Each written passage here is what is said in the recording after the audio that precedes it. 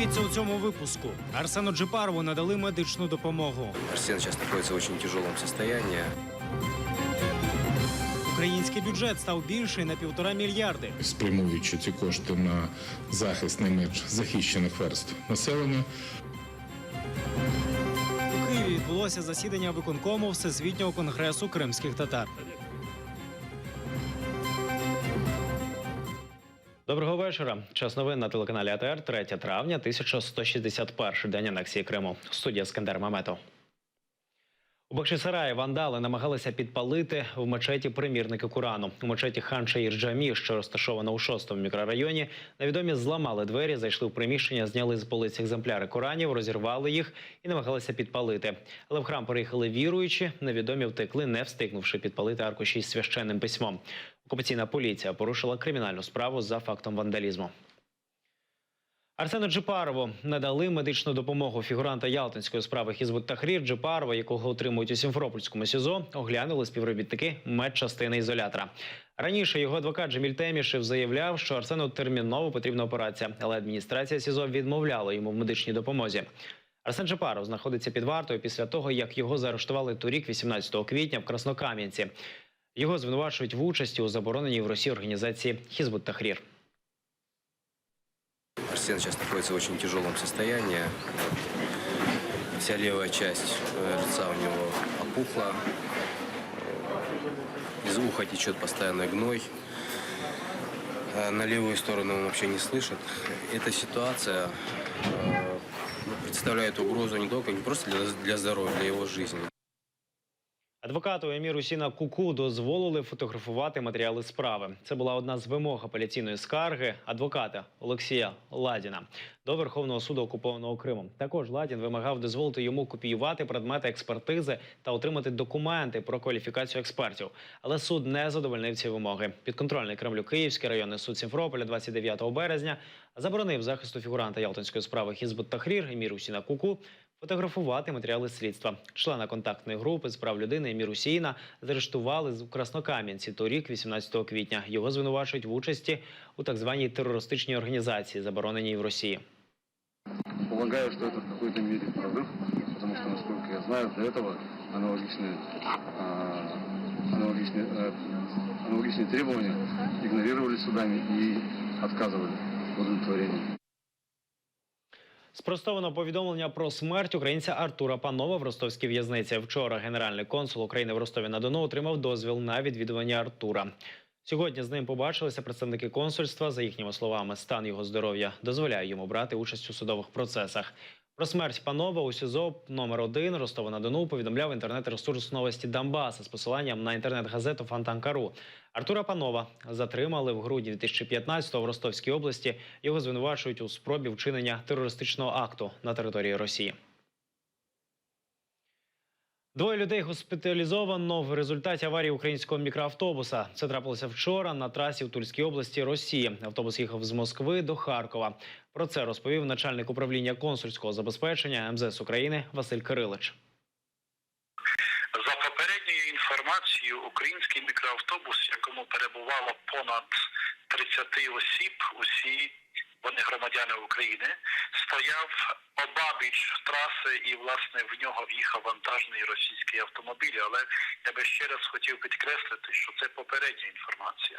Надалі в результаті ось цього удару виникло загоряння, але пасажири встигли залишити мікроавтобус. Пасажири за сприяння місцевого населення, місцевої влади продовжили поїздку до місць свого прямування чи проживання. Вилучені судом 1,5 мільярди доларів оточення Віктора Януковича додадуть стабільності національній валюті. Про це заявив президент України Петро Порошенко під час наради з міністром фінансів та головою Нацбанку. До держбюджету вже зараховані 1 мільярд і 100 мільйонів доларів, ще 200 мільйонів у цінних паперах передадуть Міністерству фінансів. І на цю суму зменшать внутрішній борг держави. 28 січня 2015-го Державна служба фінансового моніторингу заблокувала 1 мільярд і 420 мільйонів доларів на рахунках нерезидентських компаній, пов'язаних з екс-президентом Віктором Януковичем. Це не просто збільшує можливості державного бюджету і української держави щодо відновлення справедливості і інвестування цих коштів в українську армію, укріплення обороноздатності нашої держави та відновлення соціальної справедливості, спрямуючи ці кошти на захист найменш захищених верств населення. Віктора Януковича зняли з розшуку Інтерполу. Про це повідомив у Фейсбук прес-секретар Януковича Юрій Кірасір. Він посилається на повідомлення адвокатської компанії Joseph Haidt Aarons, яка представляє інтереси президента-втікача. У Генеральній прокуратурі повідомили, що наразі перекладають усі пов'язані з ситуацією документи і пізніше зроблять офіційну заяву. Завтра відбудеться підготовче судове засідання у справі обвинуваченням екс-президента Віктора Януковича у державній зраді. У Києві відбулося 8-ме засідання виконкому Всесвітнього конгресу кримських татар. У ньому взяли участь представники діаспор з Туреччини, Румунії, Польщі, Литви, Киргизстану, Німеччини, Болгарії та Сполучених Штатів Америки. Одним з питань було обговорення рішення Міжнародного суду ООН в Гаазі, який зобов'язав Росію відновити діяльність Меджлісу в окупованому Криму. Також обговорили всесвітню кампанію «Де-Ервін», присвячену зниклим, убитим і заарештованим на півострові кримським татарам. Але виявилося, що жодна з діаспор не реалізувала цей проект. Adreslerimiz var. Böyle bir anda yüverme mülkünde saytlar var.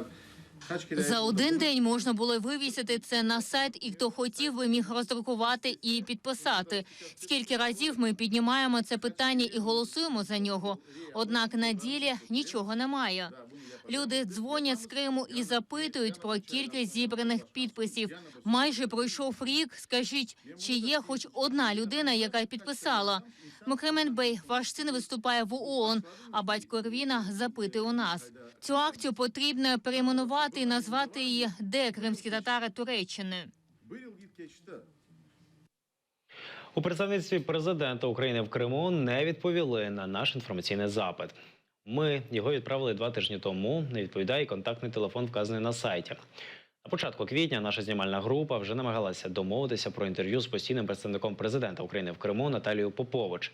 Але дзвінки в приймальню, на мобільний і навіть у двері представництва не дали результату. Ми повторили спробу домовитися про інтерв'ю, надіславши запит електронною поштою та рекомендованим листом.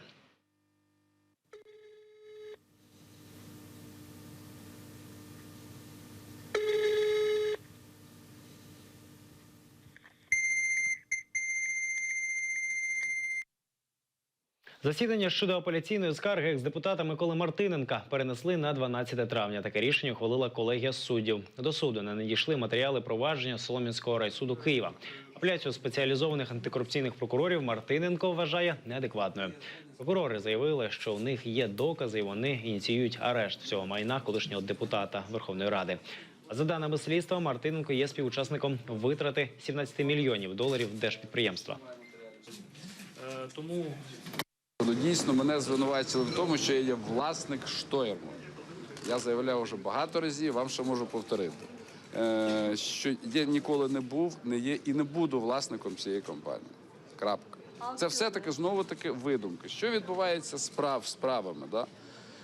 Отримуються якісь папірці НАБУ в межах розслідування справи.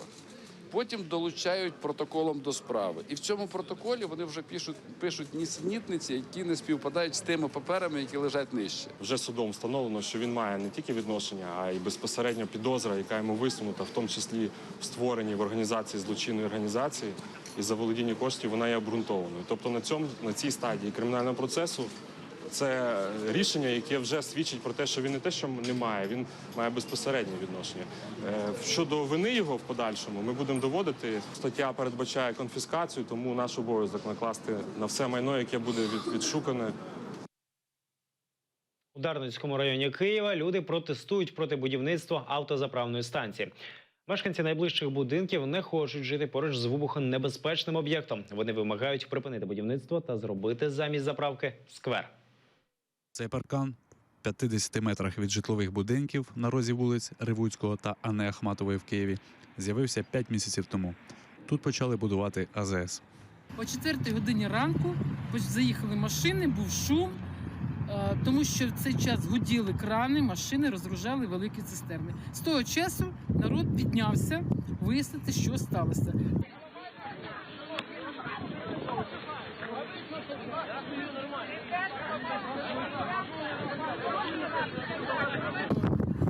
Нам не потрібно АЗС, яка може взірватися, так як це було в Переяслав-Хмельницькому.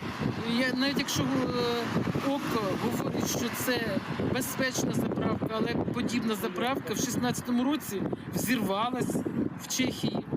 Нам вибухонебезпечний об'єкт не потрібний. Побоювання мешканців підтвердив еколог. Прежде всего, опасность состоит в том, что АЗС может взорваться. Это горюче-смазочные материалы. Поэтому, когда сооружается АЗС, должно быть расстояние, по крайней мере, 200 метров до жилых массивов. 50 метров – это любой взрыв, разнесет. Представник ОККО телефоном пояснив, що наразі це не їхній АЗС. Ми якраз не замовник і не виконавець. Це є забудовник, який прийшов до нас з наміром будувати автозаправний комплекс на цій ділянці. І прийшов, наскільки ми розуміємо, не тільки до нас і сказав, ми хочемо побудувати, але ми хочемо побудувати так, щоб чітко розуміти, що у нас його куплять. Нам би було цікаво купити цей комплекс, коли він здасться повністю в експлуатацію. Щоб з'ясувати ситуацію, ми зв'язались з директором фірми-забудовника. Давайте зараз я дам телефончик нашим юристам, хай вони придумають. Плакатами у вікнах люди висловлюють протест проти будівництва.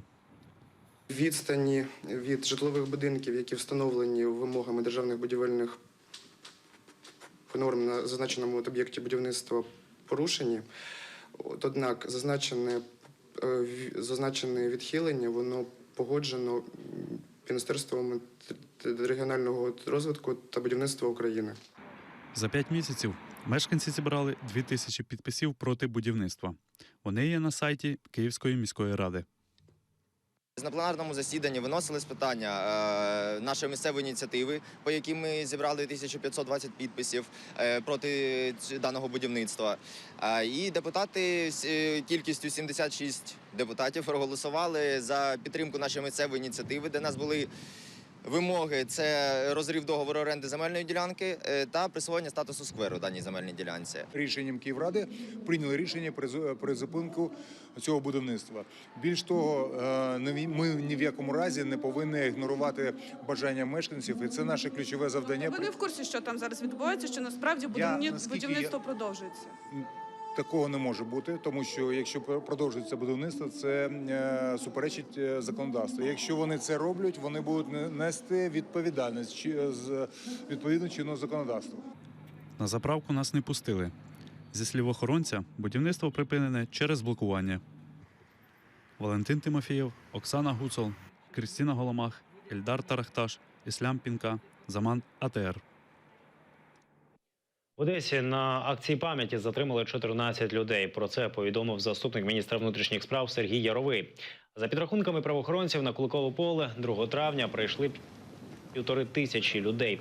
Поліція встановила металошукачі та намагалася не допустити сутичок між українськими націоналістами та людьми з проросійськими поглядами. 14-го під час громадянських зіткнень між проросійськими і проукраїнськими активістами загинули 48 людей і більше 200 постраждали. В основному люди померли під час або в результаті пожежі у будинку профспілок на Куликовому полі.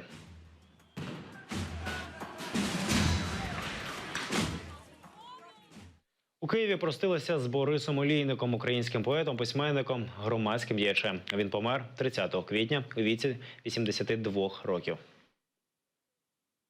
О 10:30 труну з тілом Бориса Олійника встановили в залі клуба Кабінету міністрів України.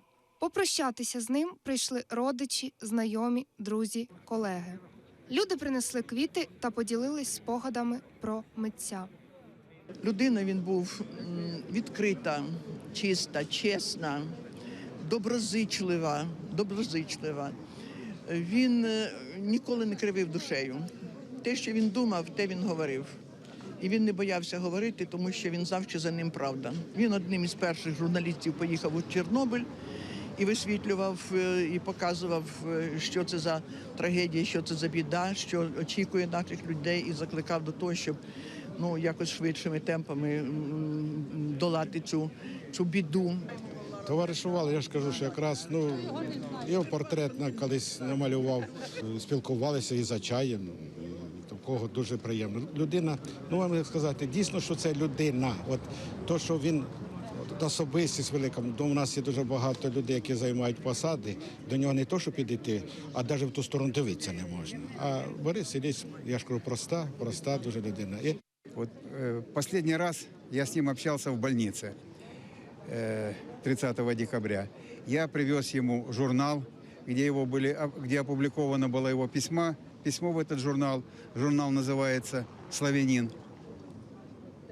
И рассказы моего отца.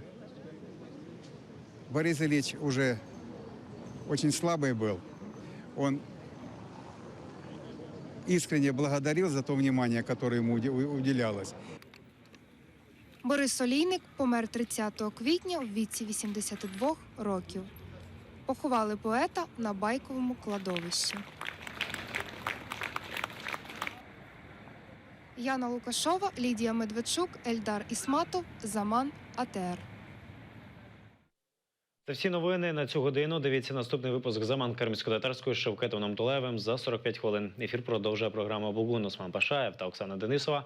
Говоритимуть з начальником департаменту спецрозслідувань Генпрокуратури України Сергієм Горбатюком про розслідування протистоянь в Одесі 3 роки тому. Будьте з АТР. Гарного вечора.